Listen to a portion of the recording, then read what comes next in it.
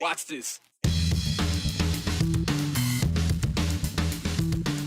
After a summer of facing the unknown when it comes to water in the southern part of the state, Idaho farmers head into this summer with a clearer picture of what the future might bring. Funding for a better infrastructure is now official to help keep more heads above water. Food pantries in Idaho are safety nets for those who rely on them, but for rural places like in Idaho City, those safety nets are starting to show a few holes, thanks to federal funding cuts to an already resource-limited lifeline. Cemeteries can be a place of solace, where we remember loved ones. Well, Caldwell Man is hoping to keep memories alive and making sure history lives on for, well, as close to eternity as possible. It would absolutely devastate us. It'd put us under. We understand that we are junior. We understand that we need to be able to work together to come up with solutions that can ensure water supply to farmers with senior water rights. But we also need to do that in a way that doesn't put half of the state out of business. Well, in discussing the state's business, there was a lot of attention paid to a handful of bills during this past legislative session that eventually became law. House Bill 93, the $50 million school choice tax credit bill, now law, allowing Idaho families to deduct $5,000 from their tax bill every year to pay for education, things like, supplies or even private school tuition. There was the more than $400 million in tax relief, property, income, and grocery. Can't forget about the immigration enforcement law, the restrictions put on Medicaid expansion, what flags can fly on government property, although that really didn't make any noise until after the session. Oh, and ivermectin is now available over the counter.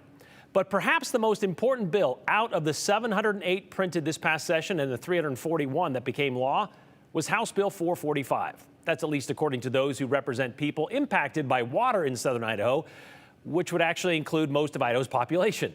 House Bill 445 would take $30 million of Idaho's $5.6 billion budget to help improve the water infrastructure.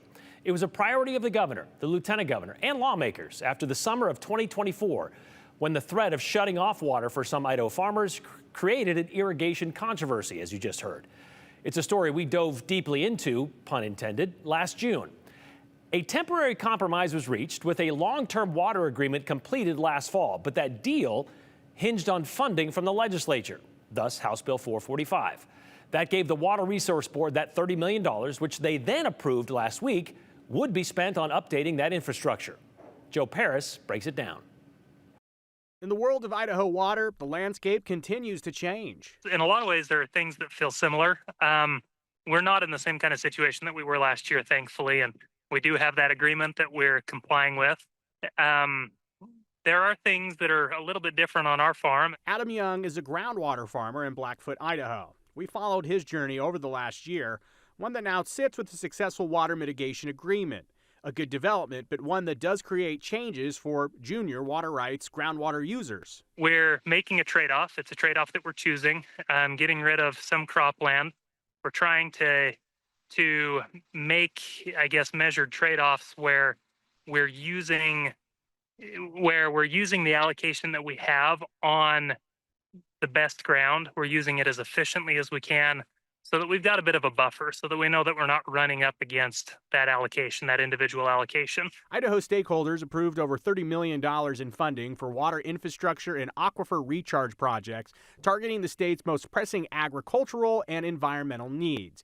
The final task for now in the 12-month process, funding greenlit by the Idaho Water Resource Board, led by Chairman Jeff Raybould. We have issues statewide that need to be addressed, and having an ongoing source of funding will allow the Water Board to work with water users from across the state to come up with solutions to their particular problems. The approval of the legislative investment is only a part of the entire budget, but it is a crucial piece of funding that targets the conflict on the eastern Snake Plain aquifer. And we allocated that money for various programs that we think will benefit the aquifer and help stabilize the aquifer and provide relief to water right holders on the ESPA so that they will have the water available for their various needs. Projects and allocations include $20 million for groundwater to surface water conversion projects, $4 million for recharge infrastructure, $5 million for surface water operational efficiencies, and $1 million for measuring and monitoring support grants. Water agreement signals the path, and then the legislature following up with the commitment of the funds.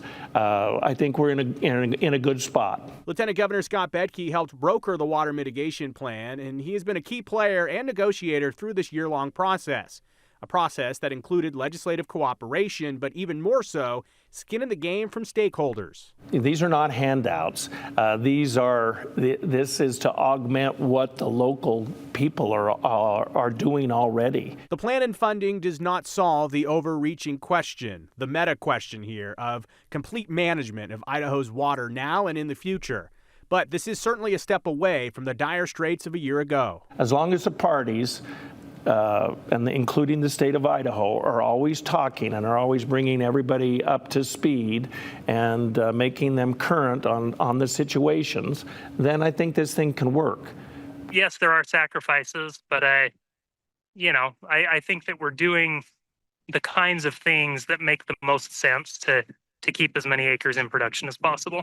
I feel comfortable, but we definitely don't feel like we can slow down. We feel like we've got to stay on top of things to make sure that we remain compliant.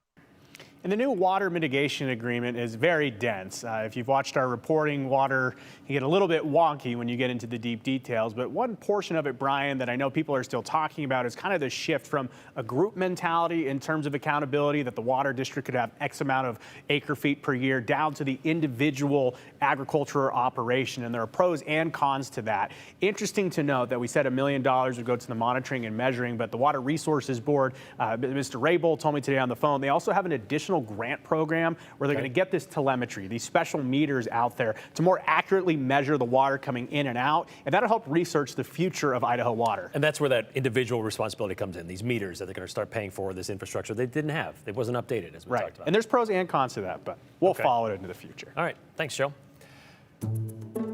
Well, from fair housing grants to Idaho Refugee Services, we've covered several impacts of the Trump administration's federal cuts on Idahoans. Back in April, cuts came to the Emergency Food Assistance Program, or TFAP, specifically the bonus portion of the USDA program, which gives organizations around the country extra food on top of the money they already get. The Idaho Food Bank is one of 4 organizations in the Gem State that does get food through this program, overseen by the Department of Health and Welfare. In total, IDHW estimates that cut will account for almost $1 million loss in that program already. Idaho Food Bank says they've had 3 of their orders canceled, leaving them without items like pork, turkey, or cranberries delivered to the food bank this summer. While the food bank relies mostly on donations to fulfill their orders, with only about 5% of the revenue coming from government programs, it's still a significant hit because they have to supply the food banks around the state. And with more federal cuts likely, that hit will mostly be felt on the chin of rural food banks. Aspen Shumpert went to Idaho City to find out how they are bracing for the impact.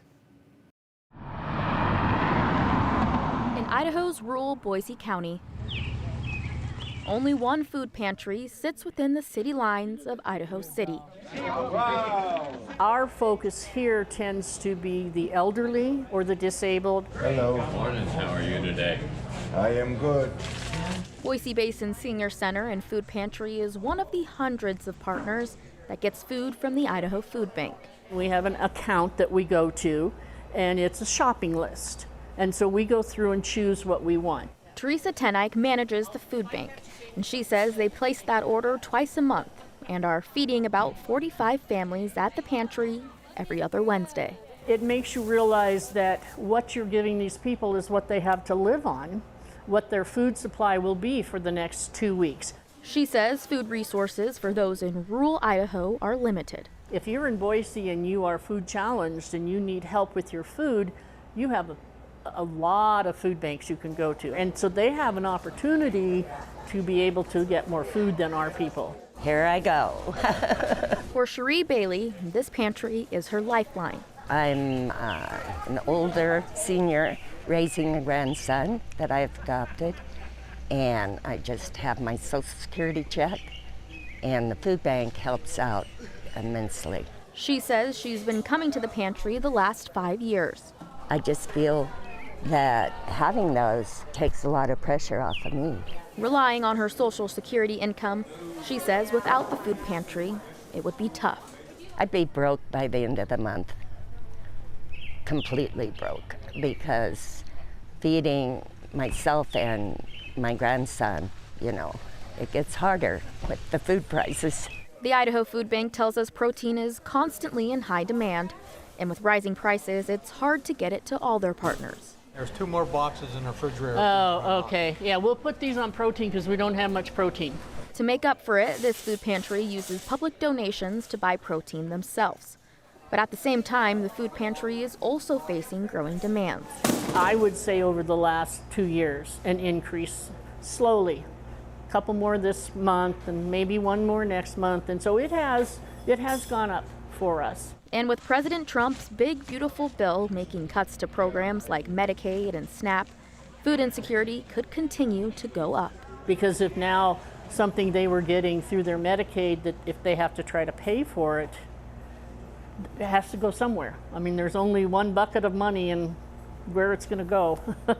Bailey says her grandson is on Medicaid. I don't think my grandson will lose it, but for older people that are on it, yes, I am concerned that cuts will be made. Ten Ike with the pantry says they'll keep operating as the funds allow. I've had people stop me on the street and say, you don't know how much it means to me to be able to come to the food bank. So, I mean, it really is, it becomes a family. And I go home and my legs hurt and my back hurts and all that, but then I realize that it's very rewarding.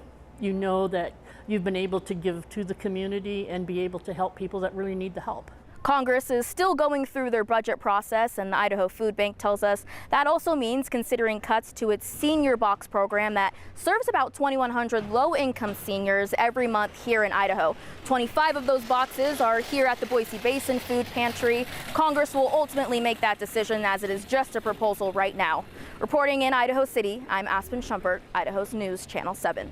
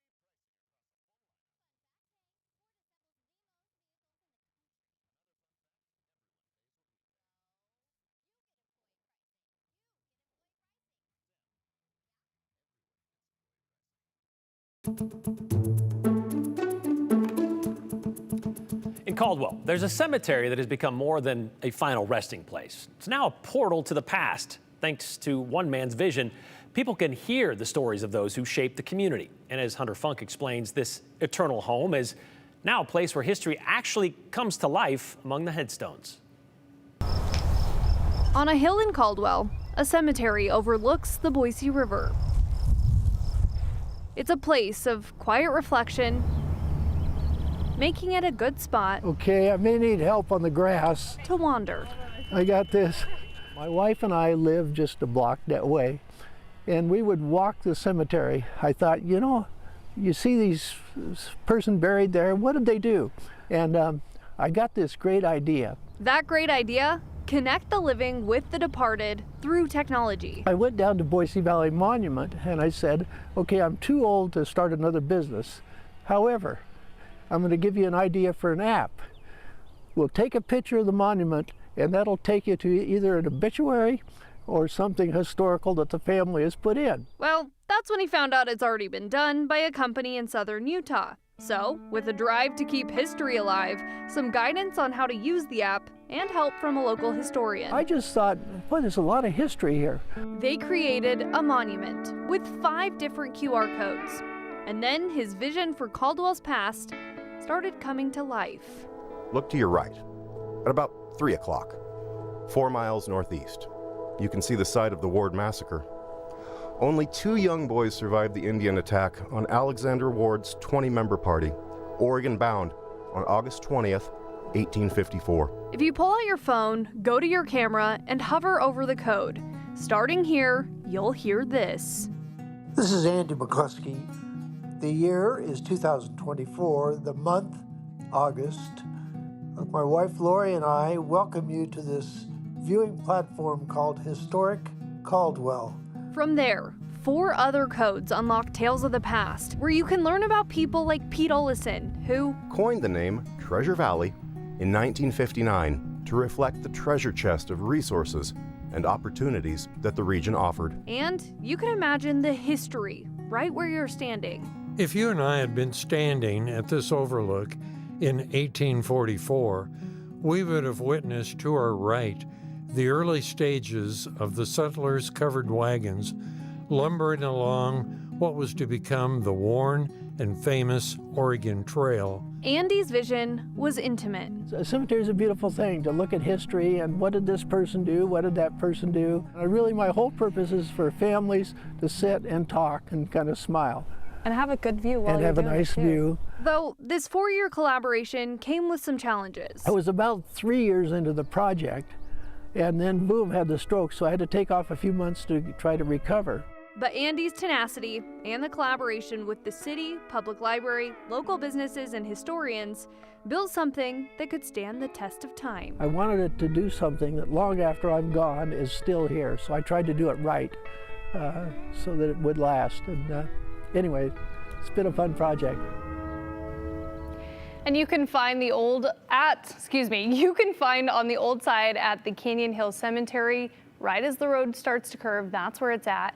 And he hopes people are respectful. And if there is more than 10 people with you, to be sure to check in at the main office. Okay, is this something that he's going to continue to expand? So assuming people, I mean, you can't know everything about everybody that's in the cemetery, but families can contribute to this, I would assume, or would want to. I wonder if he'd be up for that. I know that they are continuing to work on it. They wanted to hit on the major milestones. So they have, the centennial businesses, which that'll keep growing over time. But stuff you can verify. Yes, I gotcha. exactly. So like families just saying, here's what my dad did. Yeah. Make sure that's included. That might be tough to do too. Yeah. But so I think they're targeted towards people who made a really big impact in the Treasure Valley. Nice. All right. Yeah.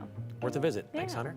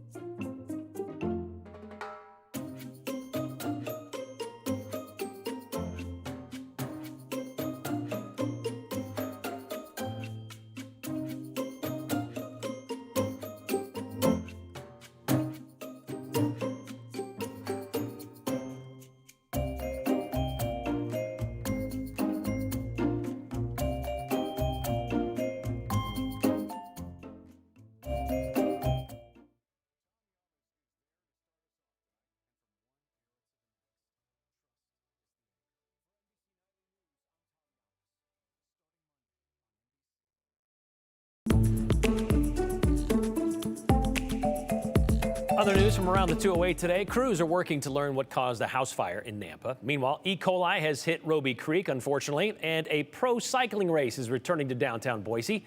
Adriel Tackett has the details in today's 411. An investigation is underway for a house fire in Nampa. Last night, crews with the Nampa Fire Department responded to a house fire where flames had spread from the garage throughout the house and into the attic. Firefighters from the Upper Deer Flat Fire District helped put out the fire. The homeowner and pets made it out of the house safely. No one was hurt. E. coli has been found in the Roby Creek area of Lucky Peak. The testing took place last Wednesday, and officials got results back yesterday and posted signs in the area. Officials say the sample is not indicative of Lucky Peak Lake as a whole, as the sample was taken in a few feet of water at the beach area by Roby Creek. The same report showed exceptionally clean water at other areas of the lake. The 38th annual Bailey Glasser Boise Twilight Criterium is returning to downtown Boise. On July 19th, some of the fastest professional cyclists in the U.S. will be passing through downtown Boise. However, there are ways for everyone to take part. The day will start with a kids ride at 11 a.m. for ages 3 through 10. You can also get a taste of local vendors starting at 1 p.m. The pros will hit the downtown Boise circuit starting at 5:45 p.m. That's the 411 on the 208. I'm Adriel Tackett. Well, as expected, it is a hot day across southwest Idaho. We've officially hit 90 degrees across almost all of the Treasure Valley. The exclusion, Boise, we've only hit 88, still very hot for this time of year. We're in the mid 80s over in the Magic Valley, and highs so far have topped off near 80, even up in our mountain locations. Right now, Boise's at 87 degrees, very light northwest winds at just 6 miles per hour. Not much to offer relief.